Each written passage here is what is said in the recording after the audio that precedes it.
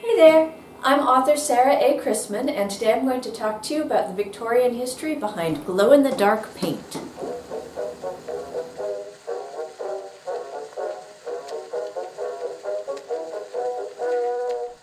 In A Rapping at the Door, Book 3 of the Tales of Chetzemoka, there's a scene where a plot twist hinges on the use of glow-in-the-dark paint.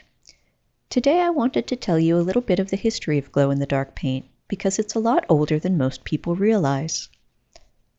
Properly speaking, human use of things that glow in the dark started with a naturally occurring phenomenon like fireflies and glowworms. There are accounts from various times and cultures of women putting glowworms in their hair as temporary jewelry, and here in the American Midwest, children still play with fireflies. If you've read A Bumpy Road to Marriage, you'll probably remember the scene where Ethel shows Fred the tide pool creatures that glow in the dark because they've been feeding on Noctiluca plankton. After millennia of playing around with bioluminescent fauna of various sorts, it was only natural that people would get the idea to recreate the glow-in-the-dark effect chemically. By the 18th century, scientists had worked out a way to cook up calcium sulfide, which glows in the dark, by combining sulfur with calcium derived from oyster shells.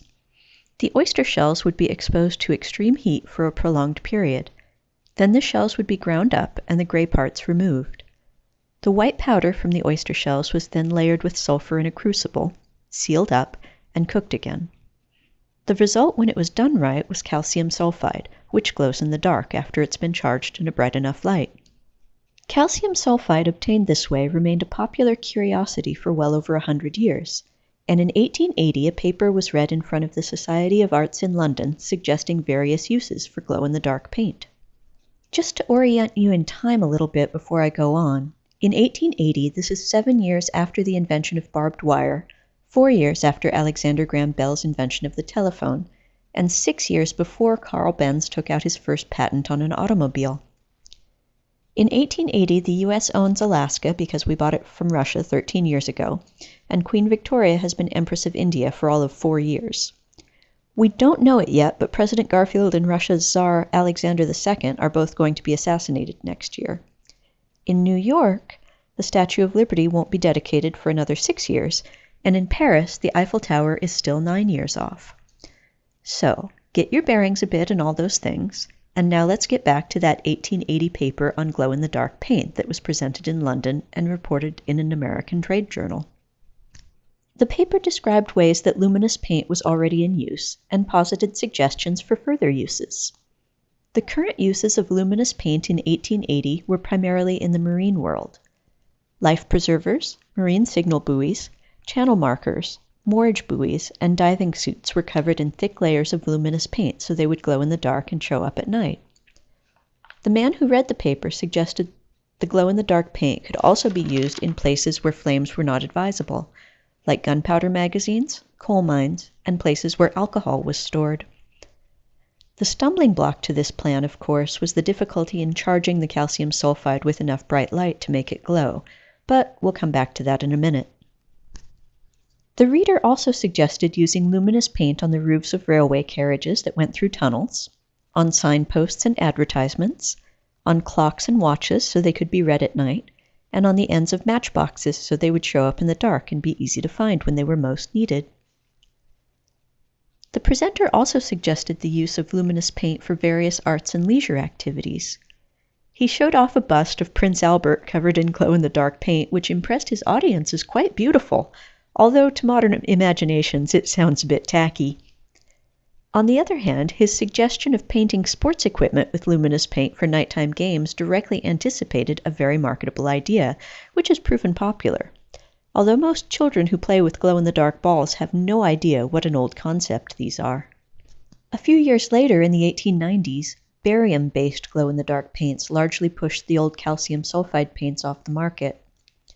The barium paints glowed more brightly than the old oyster shell and sulfur paints, and the barium paints had the added advantage that they glowed on their own without first being charged by an outside light source. Unfortunately, barium is rather toxic, and the radium-based paints which came out on the market in the 20th century are even more so. These radioactive paints gave glow-in-the-dark materials in general a bad reputation, and the bright electric lights that were coming into vogue at the time pushed all the glow-in-the-dark paints pretty far into the background for people. However, every October as Halloween approaches, there's always a renewed interest in things that glow in the dark, for very good reasons. Let's explore that a little bit. In the category of natural phenomenon which are rather less sweet and whimsical than fireflies, in certain climates a glow-in-the-dark bacteria grows on rotting bodies and on fresh graves. This bacteria has led to a lot of the legends about glowing specters and gleaming ghosts.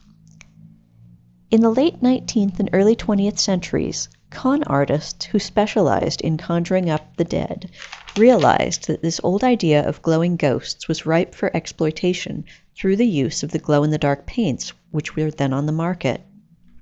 Mediums who claimed they could put people in touch with dead relatives would dress up accomplices in robes and crowns decorated with glow-in-the-dark paint, powdering their skin with glow-in-the-dark powder.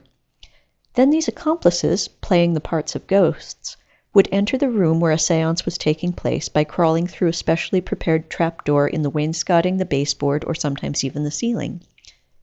These dramatic entrance tricks were old hat to actors and professional magicians, and were simply translated from the stage to the seance room. Sometimes an accomplice wasn't even necessary to convince people they were seeing a ghost. Sometimes a mask covered with glow-in-the-dark paint and hanging from a string, or a piece of netting covered in glow-in-the-dark powder waving from a pole, was all that was needed to convince an audience who entered a seance truly wanting to see a ghost. In the early days, these tricks were often sufficient, but eventually their novelty wore off. In the early 20th century, when the glowing accomplices and luminous abstract form tricks had become passé, mediums tried to one-up earlier performances by partially swallowing netting coated with luminous powder and then regurgitating it on cue. They called it ectoplasm from the spirit world. I think it's kind of icky. But it is by no means a coincidence that our cultural images of ghosts and the slimy ectoplasm they produce both glow in the same colors and the same shades we see in glow-in-the-dark paints. That is no coincidence at all. Artists and filmmakers took their cues from the images of the spirit world which conning mediums had implanted in people's consciousness in the late 19th and early 20th century. And those images were painted in glow-in-the-dark pigments. Thank you for watching today. I hope you enjoyed this video. If you did, please give it a nice thumbs up, and remember to tell your friends about my books. Happy reading!